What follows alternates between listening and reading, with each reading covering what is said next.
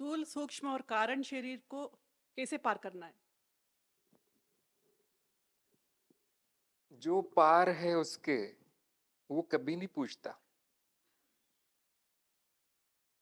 और जो इन शरीरों में उलझा है वो पार नहीं कर पाएगा। ज्ञान मार्ग में इसलिए बोला नहीं जाता, लेकिन अब ये दूसरे मार्ग के हैं। मैं ये बेसिक है कि एक ही है जो सबके परे है, वो मैं स्वयं हूं। अब उसमें कभी विचार नहीं आएगा कि मुझे इसके पार जाना है उसके पार जाना है। वो साक्षी है बस। ये विचार उसमें ही आ रहा है जो शरीरों का भाग है ना। मनो शरीर यंत्र। आपने सिर्फ शरीर बोला, लेकिन आजकल हम उसको मन को भी उसमें जोड़ लेते हैं। मनो शरीर यंत्र। अब वो स्थूल हो, सूक्ष्म हो, कारण हो, यंत्र ही है। अब यंत्र सोच रहा है मैं यंत्र के पार कैसे जाऊं। क्या हो सकता है? तो यंत्र समर्पण कर सकता है, प्रयास नहीं। है ना। यंत्र जिसका, जिस जो मालिक है यंत्र का, वो उसके पार से ही चला रहा है वो यंत्र को। See how beautiful. कुछ करना है आपको। साधना अंत कर देते हैं हम तो, है ना। लेकिन जो चाहता है कि उस पर नियंत्रण आ जाए, वो यही सोचेगा कि हाँ मैं उसके परे चले जाऊं ताकि इन शरीरों पे मेरा नियंत्रण आ जाए। लेकिन नियंत्रण करने वाला भी उन मनोशरीर यंत्रों का ही भाग है। बस थोड़ा सा एडवांस्ड है, थोड़ा सा विकास कर गया।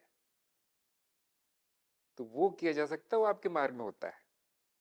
जैसे जैसे कुंडलिनी शक्ति देवी ऊपरी परतों में, ऊपरी चक्रों में जाती है, वो निचले शरीरों को नियंत्रित कर लेती है। ये हम कहते हैं प्रागतिक मार्ग है, प्रोग्रेसिव मार्ग है। इसमें संतुष्टि ज्यादा है लेकिन समय भी ज्यादा है। और सीधा मार्ग क्या है? मैं तो पार हूं। ये आलसी मार्ग है, कुछ नहीं करना, पार। और फिर इससे ऐसा नहीं कि अब सब शांत हो जाएगा, वो विकास और तेज हो जाता है फिर। ऐसा नहीं कि देवी शांत होकर बैठ जाएगी कि चलो ये तो पार है, मैं मुझे क्या कर। नहीं, शिव ने जो कह दिया है वो देवी मानती है फिर। वो उस जो परे है उससे मिलने चल पड़ती है। और वो प्राकृतिक कुंडलिनी का विकास है। कुंडलिनी मार्ग में उसको और तेज कर देते हैं बस। तो अंत में एक ही चीज हो रही है सारे सृष्टि में, है ना। मिलन ही तो हो रहा है, एकता ही तो हो रही है। जो बहुत सारा है वो दो होता है, जो दो है द्वैत, वो अद्वैत होता है। और क्या होता है? और कुछ है नहीं। जो बिखर गया था, जो अंधकार में चला गया था, वो वापस आने लगता है प्रकाश में। इसी को हम कहते हैं विकास, इसी को हम कहते हैं प्रगति, इसी को हम कहते हैं आध्यात्मिक यात्रा। तो आध्यात्मिक यात्रा कहीं जाने की नहीं है, वापस आने की है। इसलिए वहां मत जाओ, यहाँ यात्रा अंदर है, बाहर नहीं। बाहर भटकाव है। तो ये कौन बताता है? गुरु। नहीं, जीव नहीं बता सकता ये चीज। जीव के नहीं समझ में आए कभी। जो कर चुका है वही बता पाता है। तो यात्रा गुरु से शुरू होती है और वो एक की तरफ जाती है, एकता की तरफ। अब मार्ग कोई भी चुन लो, जाना तो वही है। किसी को कुछ पसंद आएगा, किसी को कुछ आएगा।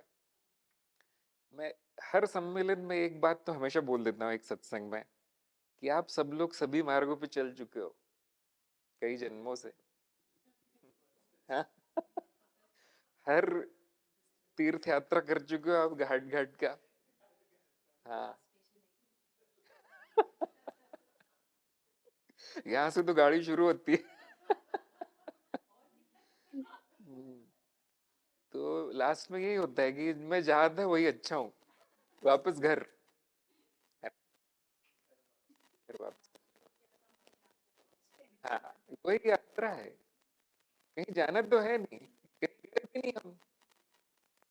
मान लीजिए आप सपना देखते हैं कि मैं पुणे गई हूँ, मैं बैंगलोर गई हूँ, मैं कश्मीर गई हूँ, वहां घूम रही हूँ।